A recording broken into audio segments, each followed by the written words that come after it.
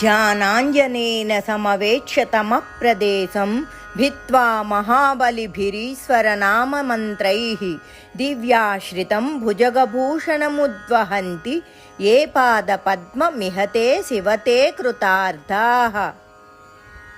నేలలోపల ఉండే నిధులను వీక్షించగలిగిన విద్య నేర్చినవాడు అంజనాన్ని పూచుకొని నేలలో నిధి ఎక్కడ ఉందో కనుక్కొని ఆ నిధిని బయటికి తీసి ఆ దేశరాజులకు అప్పగిస్తాడు.